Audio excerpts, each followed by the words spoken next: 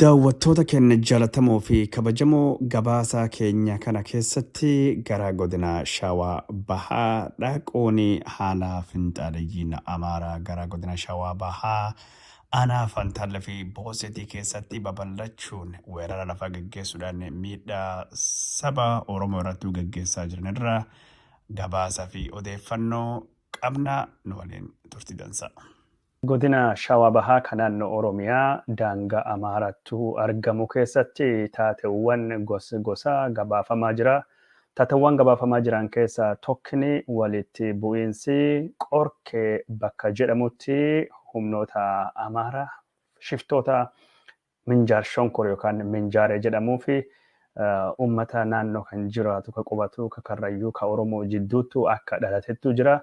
Kanaan dura torbaan kan keessatti walitti bu'iinsi naannoo Amaaraa keessattu dhalateen dubattu rakkina Amaaraa keessa jiru gara Oromiyaa babal'isuu danda'anii gara Shawaa Kaabaa, Shawaa Dhihaa, gara Shawaa Bahaa akkasumas gara godinaalee Wallaggaa adda addaa keessatti babal'isuu danda'anii of eeggannoon haa godhamuutii jennee gabaasne turre. Keessattuu jiraattota godina Kamisee ka Oromoo ta'anii gara Finfinnee deemaa jiran konkolaataa irraa waraqaa eenyummaa laalanii akka isaan ijjeessan yookaan rashanan eegii gabaasanii dubatti of eeggannoon cimaan godhamuu qaba. Godinaalee Oromiyaa ka daangaa naannoo Amaaraa jiran jennee gabaasaa turre. Yoo yaadattan taate gabaasa kanallee isin garsiifne turre akkuma inni gabaasii liyyuu marrajaa Minjaar jechuudhaan marrajaa TV'n ka miidiyaa Itiyoo 360 fi akkasumas Abbebe Belootii fi Zamarkuun Nacci dabarsu warri humnoonni Oromoo Minjaar Shonkoraa dubbii barbaadaa jiranii. Minjaaretti dhufanii qawwee isinirra hiikkachiifnaa jedhanii tarkaanfii fudhachuu fi carraaqaa jiranii. Maali jedhanii waan akkasii gabaasanii turanii nu kun ammoo of eeggannoo godhachuu qabna. Warri kun achiin jeequmsa uumuu danda'anii, badii uumuu danda'anii. Kanaafuu Oromoon of eeggachuu qaba, muguu hin qabu, ijalachuu banatee waan ta'u laaluu qaba. Warri durattu firrisee booya.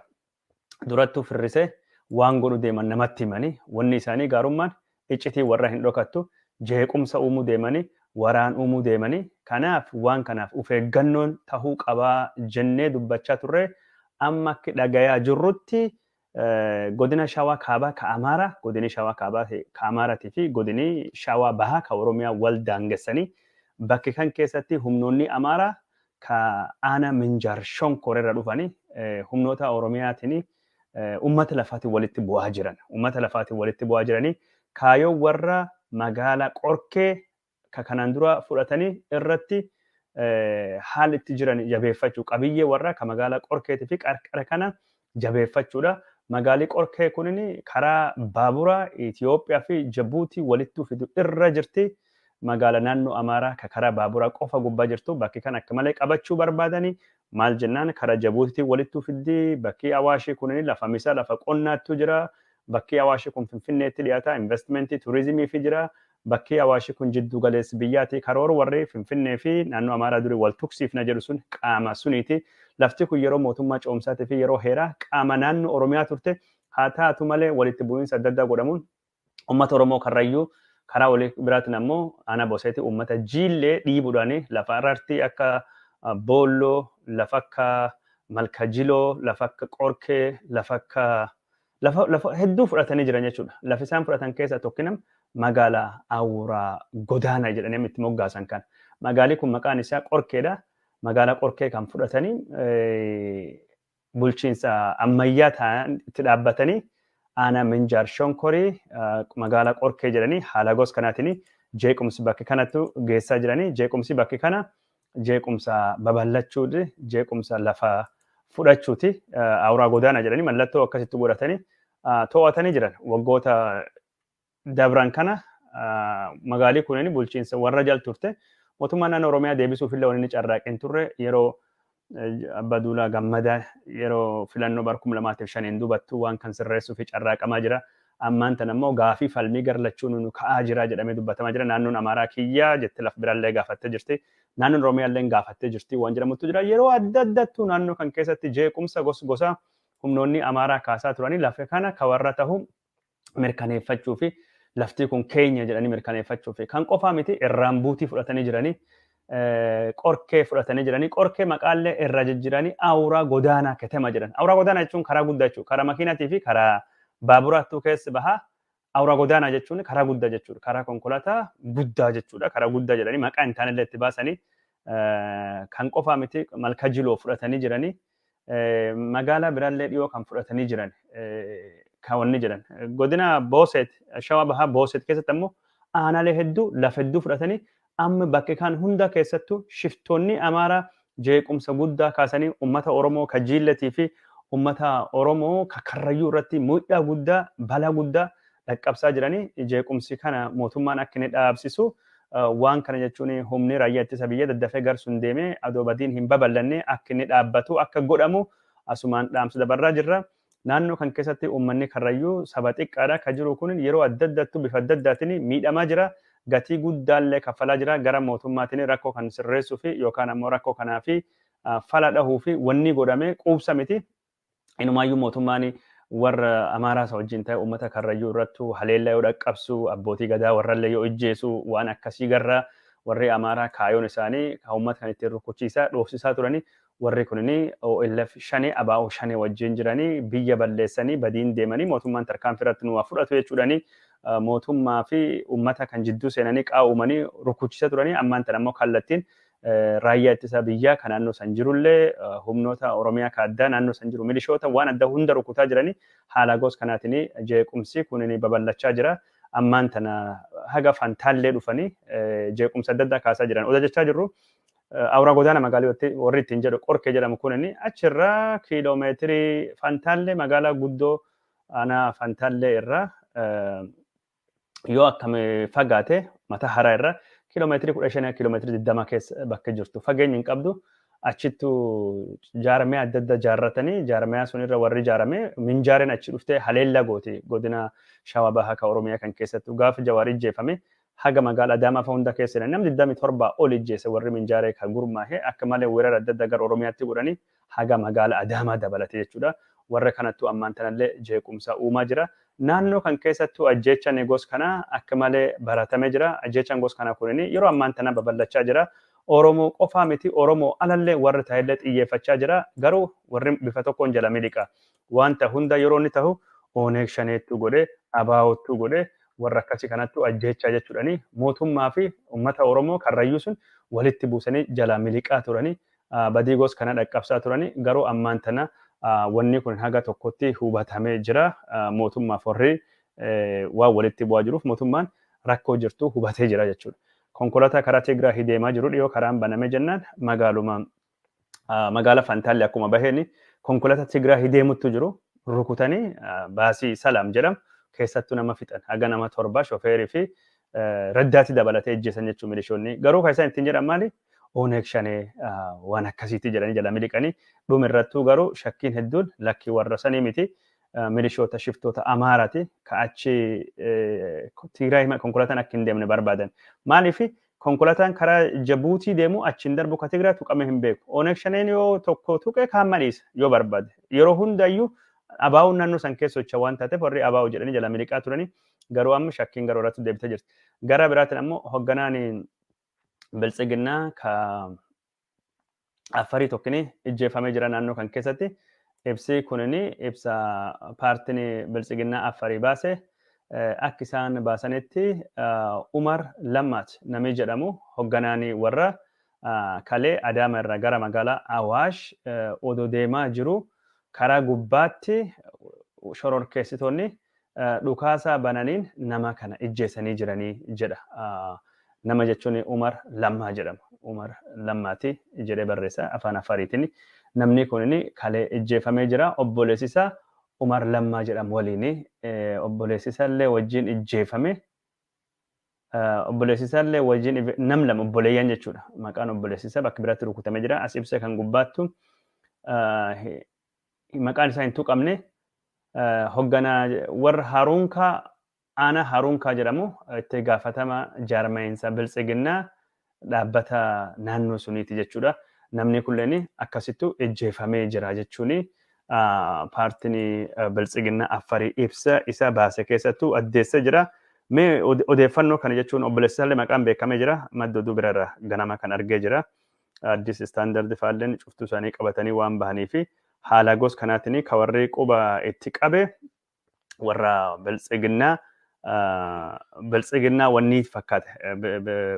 Biltsiginnaan affarii warri inni quba itti qabe shiftoota naannoo kan keessa socho'an jedhee dubbata. Shiftooti naannoo kun keessa socho'anii hin beekamne garuu maddeen hedduun abaa'oo shaneettu waan kan godhee jedhan abaa'oo shane waan hundaaf iyyuu abaa'oo shane jedhanii odeessanii humna amaaraa kan naannoo kan keessa socho'u warra minjaaree kan naannoo kan keessa socho'u namni xiyyeeffannaa isaaniif kennee dhimma warra gabaasuu hin jiru. Isaan ammoo badii naannoo kan keessatti ta'u hundaayyuu yookaan baay'inni isaa isaantu raawwachaa jiran jechuudha. Obbo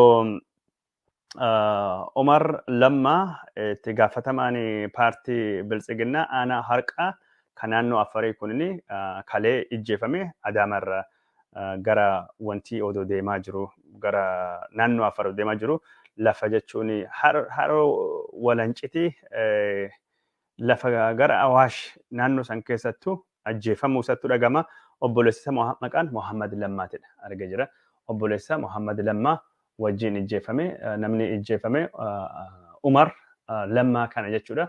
Waan kana cufa OLF shaneettu ijjeese maaltu akkas ta'e jechuudhani miidiyaan Habashaa warra fuudhanii ammoo waan tanaayyuu hafarsaa jiranii garuu naannoo kan keessatti badii guddaa kan geggeessaa jiru badii guddaa kan raawwataa jiru ajjeecha yakka maalii ka godhu warra minjaaree warra gurmaahe kun bakka walitti bu'iinsi amooraa gadala bakki isaan jedhan amooraa beet bakki isaan jedhanii ahura godaana magaalota kun jirtu lafa Oromoo kan maqaa jijjiiraa jiranii maqumaallee jijjiiraa jiranii yeroo ammaan tana bulchiinsi Amaaraa wanni ajaa'iba warra kanatti godhaa jira haala gos kanaatiin odeeffannoo isanuma biraan gahuu fi walitti bu'iinsi naannoo kan keessattu jiru ka Amaaraa lubbuu nama galaafachaa jira isaan yeroo hundaayyuu karrayyuu maali jedhanii dhiyuma kanaayyuu abbaa gadaa karrayyuu tokkollee ijjeessanii jiranii warri kunin humna addaa Oromiyaalee naannoo kanatti hedduu ijjeessaa jiranii sochiin finxaaleeyyii Amaaraa kan naannoo kana akka malee jabaatee jira jechuudha.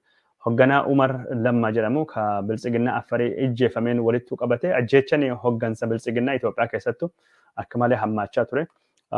Hoogganaan Biltsiginnaa magaalaa Naqamtee ijjeefamu dhiyoo kan gabaasne turre ka magaalaa Naqamtee hoogganaan Biltsiginnaa kan naannoo Amaaraa hoogganaan Biltsiginnaa Girmaa Yeshixilaa dhiyuma kan ijjeefame ka ammaan tana ka Affarii ka Umar Lammaa kun sadaffaadha jechuudha.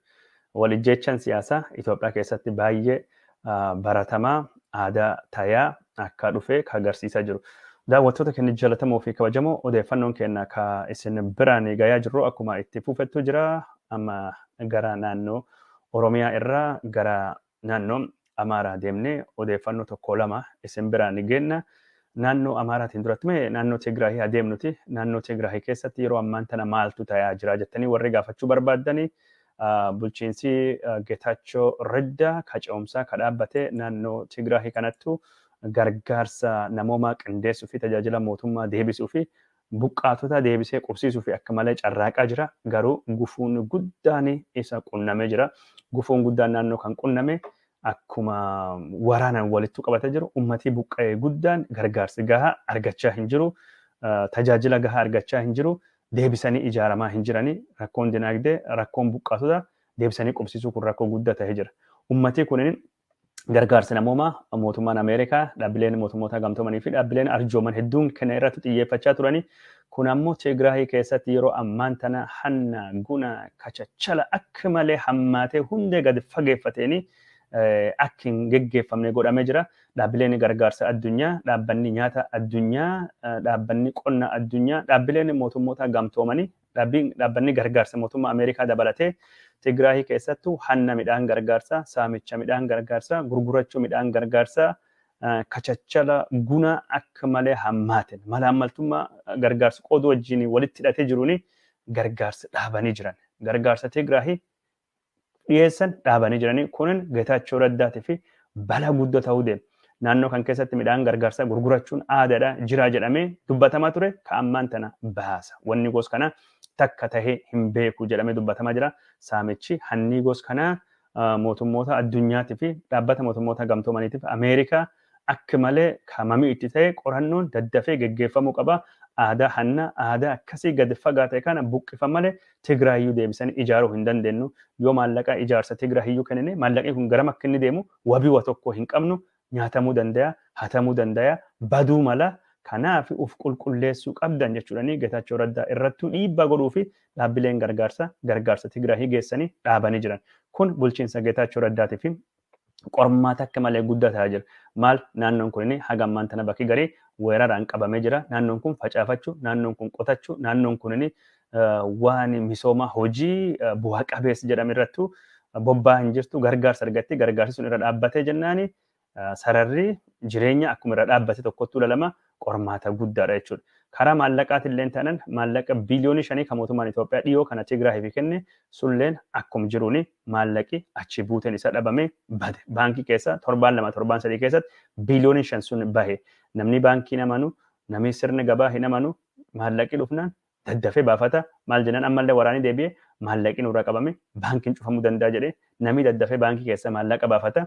Aadaan hannaa, aadaan saamichaa durumallee ni jirti. Garuu ka'ammaan tana baasa. Wanni gos kana Tigraahii keessatti baay'ee hin baratamne waraanaan walittuu qabate uummanni akka malee salfishii ta'ee jira. Uummanni akka malee uffattummaa baay'isee jira. Walii yaaduun, wal gargaaruun dhabamee jira. Keessattuu warri gargaarsa barbaadu buqqaatonni, miidhamtoonni qaama hir'uu gargaarsa argachaa hin jirani. Mootummaan kanaan wal qabatee wanni inni godhaa jiru quubsa miti jedhamee dubbatamaa jira. Garaa biraatiin warri waraan keessattuu miidhame mootummaan nu gargaaraa hin jiru. Hiriira bayaa jira. Mootummaan nu gargaaraa hin jiru. Hojii argachaa hin jirru. Gaafa waraana akka qoraanii nu bobbaasanii kunoo nu waxalii nu gubanii qaama hir'uu nu godhanii amma mootummaan Biltsiginnaatii fi Geetaachoo Raddaa Hiwwahaat tokko tahanii inuma jaalaltii warra nu ajaa'ibdee jirti. Nu qaama lubbuu kenna warri garii kenne warri lubbuu naafne namni nu gargaar hin jiru. Qaama miidhamtoota rakkannee jira jedhan dhiibbaa guddaa godhaa jiranii hiriira adda addaa bayaa jiranii waajjira isaan deebisee ijaarullee mootummaan dhaabee jira jedhamee jira garuu hagas cufa bu'aa qabeessa miti. Qormaatii guddaan sadaffaan ammoo buqqaatonni buqqayanii ka Tigraahii yoo deebisanii qubatanii naannoo Amaaraatti waan jedhu. Kanaan walittuu qabate rakkoon guddaan ka jiru yoom akka qubatanii yoom akka deebisanii bakka ofiitti deebi'an buqqaatonni kun hin beekamu. Mootummaan naannoo Tigraahii odeeffannoo kennaa jiruun baatii caamsaa kan gara dhumaa yookaan gara jidduutti kaasee deebitanii naannoo Amaaraatti qubattanii jedhee ibsi kennee jira. Kun warra naannoo Amaaraa guddoo dallansiisee jira. Warra naannoo Amaaraa guddoo aarsee jira. Akkamiin warri Tigraahii deebi'ee qubata odoo dubbiin araaraa irratti walii hin galle odoo wanni tokkinii hin beekamne warra qubsiisu jechuun lafa kana isaaniif kennuufi qopheessaa jirtanii jedhanii sodaa guddaa qaban dubbatanii jiranii. Kun ammoo hariiroo Biltsiginnaa lamaan jidduu jirullee karaasuu dandayu jedhamee haala gos kanaatiin kayaa jira. Akkaataa mootummaan rakkoo kan ittiin furu hin beeknu garuu kalaaluu deemnu jechuudha. Mootummaan Tigraahii buqqaatotaan deebisnee san qubsiifna sodaa uumatuu hin qabaatina haga xiqqaa tokkoon dubatti rakkoon kun. Rakkoo teknikaatiin sagantaan keenya addaan citee deebinee dhufnee jirra. Tigraahii irraa kaasnee amma jechuun oduu Oromiyaa fi Tigraahii walitti fidee ka Addis Istaandard gabaase tokko irraa dubbachuu deemna. Akka Addis Istaandard gabaasettu naannoo Tigraahiitii fi naannoo Oromiyaa jidduu lamaanti hariiroon haaraa dhalachaa jira. Hariiroon haaraa dhalachaa jiru kun hariiroo afaanii, hariiroo aadaa, eenyummaa naannoo kan lamaan walitti fidaa fakkaata. Oduu kanarraa akkuma agartan mata duree kan gubbaa akkuma agartanii naannoon Tigraayitii fi naannoon Oromiyaa karaa aadaatiin waliin hojjechuu fi walii galanii jiranii. Jaarmiyaan qorannoo aadaa Oromootii fi Akaadaamiin afaanota Tigraahii waliin hojjechuu fi waliigaltee irra dhaqqabanii jiranii. Akka gabaasa Addis Istaandardii kanatti hariiroo naannoo lamaanii karaa aadaatii fi karaa afaaniitiin kan jiru cimsuu fi wanni wajjin hojjetamaa jiru akka gaariitti deemaa jira jedhamee dubbatamaa jira.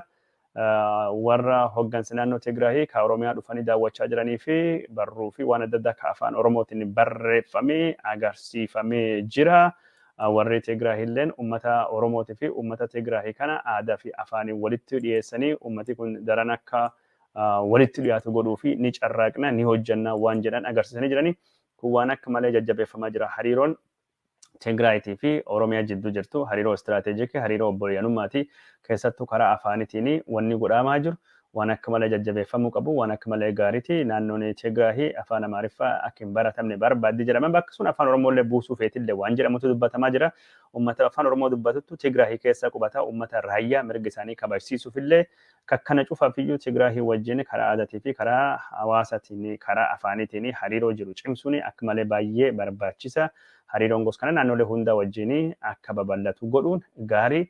Kanaan dura warra akka sochii fanqilfaatii hoogganaa turanii Tigraahii keessatti afaan barnoota afaan Tigirinya afaan Oromoolee ta'a uummata kan lamaan walitti finna afaan Oromooleen Tigraahii keessatti akka baratamu Tigirinyaan afaan Oromiyaa keessatti akka baratamu goona keessattuu hariiroo uummati Tigraahii uummata Oromoo wajjin qabu akka raayyaa fa'a akkasiin cimsuu dandeenya tursuu dandeenya waan jedhutu odeeffamaa ture kun waan jajjabeeffamuu qabu waan akka malee gaarii tokko.